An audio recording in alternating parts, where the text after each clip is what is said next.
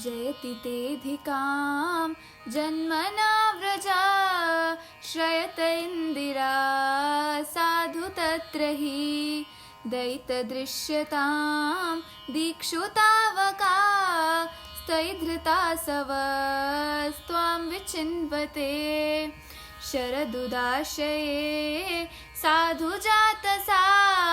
सरसिजोधरा श्रीमुषादृशा सुरतनाथ ते शुल्कदासिका वरदनिघ्नतो नेह किं वदा विषजलाशयाद् व्यालराक्षसाद् वर्षमारुताद् वैद्युतानलात् वृषमयाद् भयात् विश्वतोमुखा वृषभते वयं रक्षितामुः सकलु गोपिका नन्दनो भवान् अखिलदेहिनामन्तरात्मदृक् विखनसार्थितो विश्वगुप्तये सखौ देवान् सात्वतां कुले विरचिताभयं वृष्णिवर्यते चरणमीयुषां संसृतेर्भयात् करसरोरुहं कान्तकामदं शिरसि देहिनाः श्रीकरग्रहं व्रजजनार्थिहन् वीरयोषितां निजजनस्मया ध्वंसनस्मिता भजसखे भवेत् किङ्करी स्मनो जलरुहाननं चारुदर्शया प्रणतदेहिनां पापकर्षणं तृणचरानुगं श्रीनिकेतनं फणिफणार्पितं ते पदाम्बुजं कृणुकुचेषु नः कृन्दिरुच्चयम् मधुरया गिरा वल्गुवाक्यया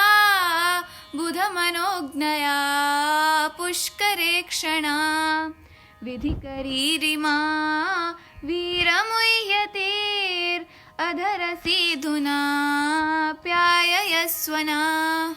तव कथामृतं तप्तजीवनं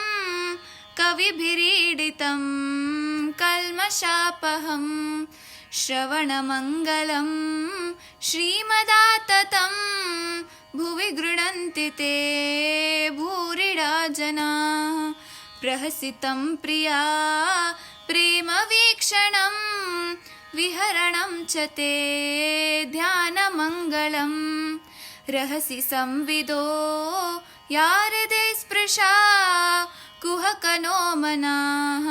क्षोभयन्ति हि चलसि यद्रजा चारयन् पशून् नलिनसुन्दरं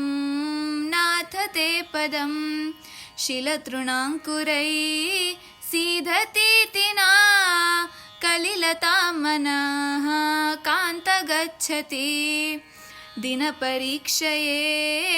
नीलकुन्तलै वनरुहाननं बिभ्रतावृतं घनरजस्वलं दर्शयन्मुहुः मनसि न स्मरं वीरयच्छसि प्रणतकामदं पद्मजार्चितं धरणिमण्डनं ध्येयमापदि चरणपङ्कजं शन्तमञ्चते रमणनस्थनेष्वर्पयादिहन् सुरतवर्धनं शोकनाशनं स्वरितवेणुना सुष्ठुचुम्बितम् इतररागवी स्मारणं नृणां वितरवीरनास्ते धरामृतम् अतति यद्भवा नह्निकाननं त्रुटियुगायते त्वामपश्यतां कुटिलकुन्तलं श्रीमुखं च ते